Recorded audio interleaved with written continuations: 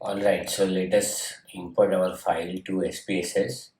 So after going through review of literature, my questionnaire and dataset file, I have got some idea to prepare a table for this kind of study analysis.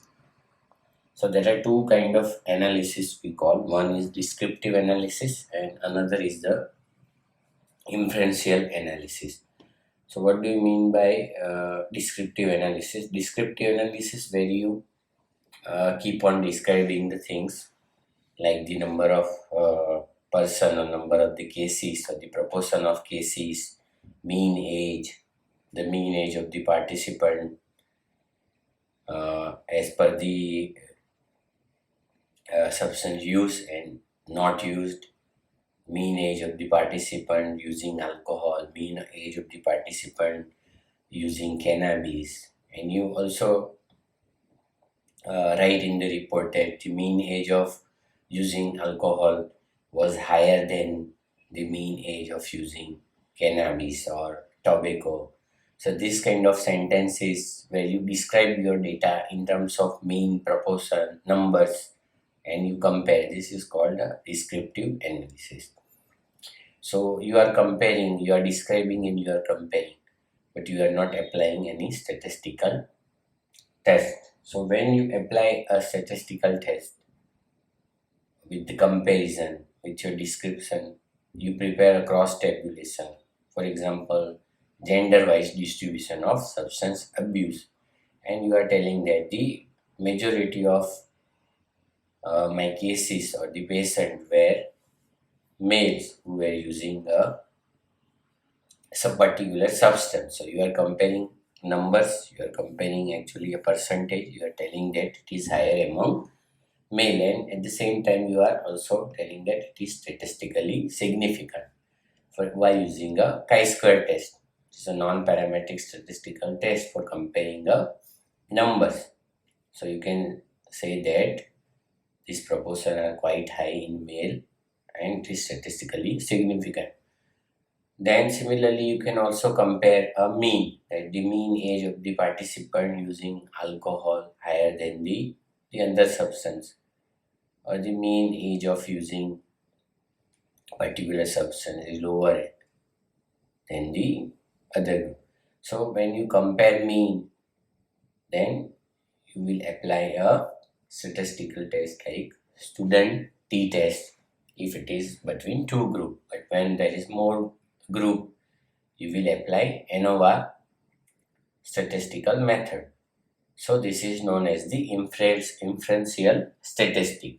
So we will discuss both descriptive and inferential statistics. So most of the descriptive statistic comes from the your predictors, demographic predictor like age, gender, occupation, and this kind of thing. And mean will come from our substance abuse scale that has been used. That score will be our mean will be come from that score. And what is predictor here and outcome? So we can say that our outcome is the substance use. That is our outcome. That is the whole study is around the substance use. So that is our outcome. Predictor can be age. It can be a family status, means family type of family. Then the enrollment. These are the medical student, physiotherapy, nursing, or the different student. So that kind of thing. Then past medical history, then years of study, current living arrangement, whether they are living in hostel or not, history of medical illness, past psychiatric, family history of psychiatric illness, family history of substance use. So these are the things which we can compare with our outcome, substance use. So these are all predictors. These are all predictors, and the score is outcome. So these things should be clear in your mind, that which are my predictors and what will be the outcome, so that you can think about the applying a logical statistical method. So can I do a logistic regression here? Logistic regression is where you see a correlation between your predictors and outcome variable, and you calculate adjusted odds ratio. Okay, so you input predictors, and what is the outcome? That is the substance used. So it can be in the form of continuous variable like a score, or like here they have divided into a no risk, moderate risk and high risk, a different category. So we can compare our predictors with the outcome. So definitely we can apply logistic regression here. If there are two categories, then it is a binary logistic regression, and if there are more than two categories, then it is a multinomial logistic regression which can be applied. And if you are directly applying uh, for example here a score, also continuous scale, total score rather than category as an outcome. So if you are applying your predictors and comparing it with the outcome as a score rather than category, then you can use a linear regression. So this thing will be possible with this data. So let us export our Excel file to SPSS and start analyzing data, or start using our knowledge of statistics, SPSS we learned so far. So here my SPSS is open. I will be importing my file. So where the file is located, select Excel. So it will tell you, okay, student project, open.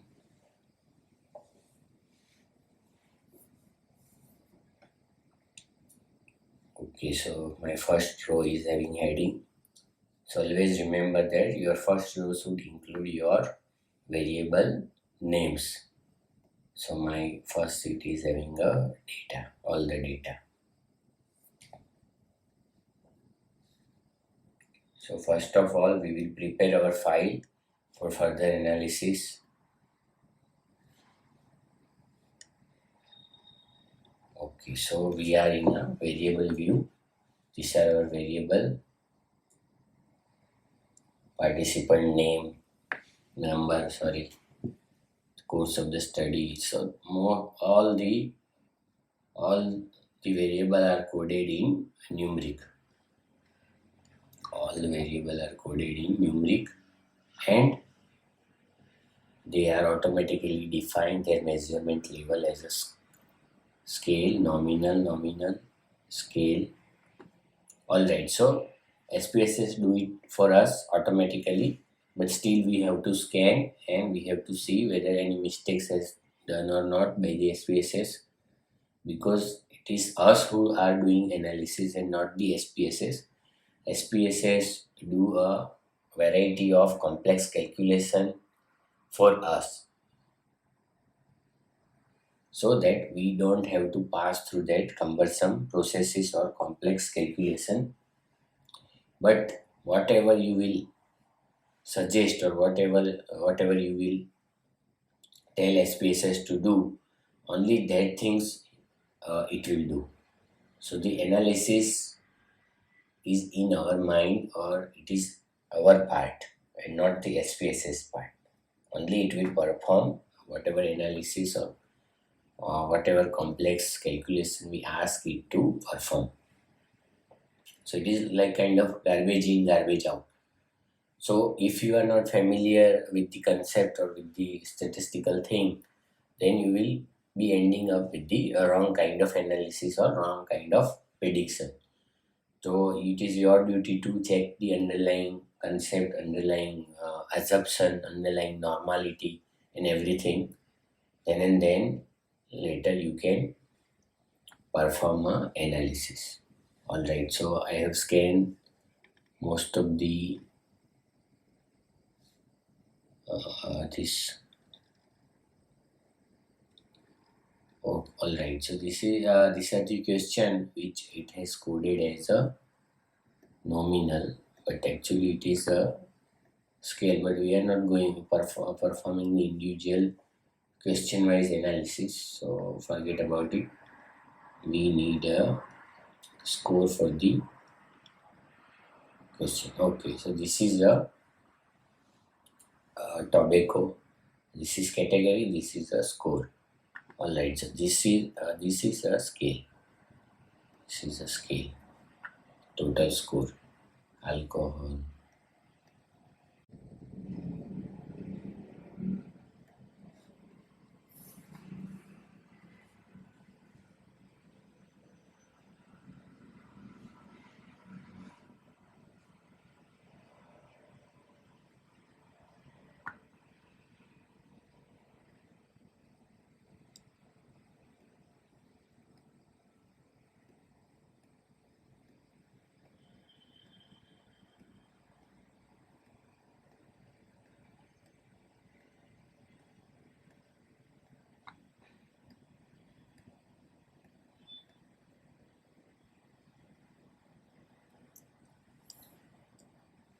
Alright, so I have changed the measurement.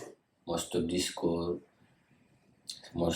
scale used are in the ordinal scale, so I have converted it to scale, except question 9A to 9J, they are in nominal. Okay, so it was very easy. You just have to select and you have to just paste. So you can copy and paste and convert it simultaneously. Alright, so I have converted most of the score into scale. Now we are ready to go, but before that we have to provide a value. This value, it's the course of the study, it is numeric. So what is the code, meaning of the code? For example, it is here 1 1 1. So what do you mean by 1? So SPSS doesn't know. So we have to tell that 1 means so and so. So let us go back to our data and check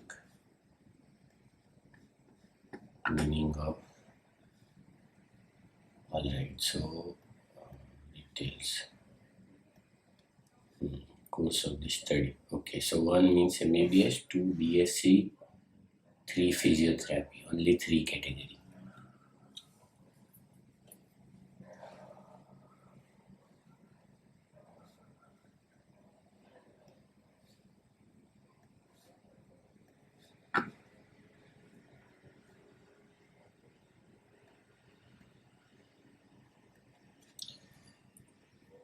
One means MBBS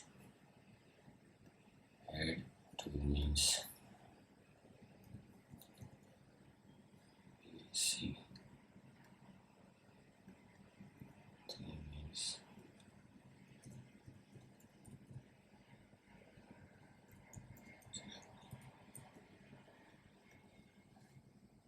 okay. So now we have given it a label value. Alright, so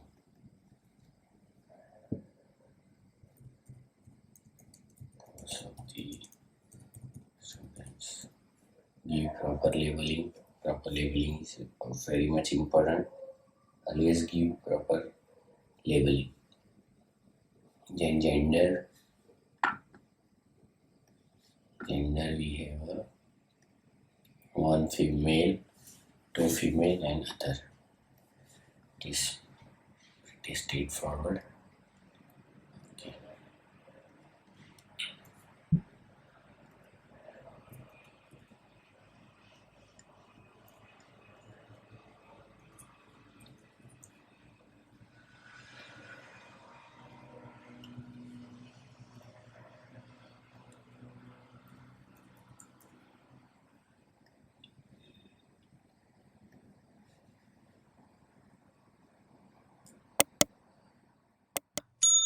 Family type. So there are various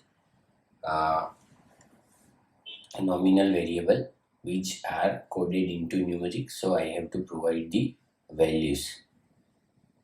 So I will do it offline and later we will continue to do analysis online.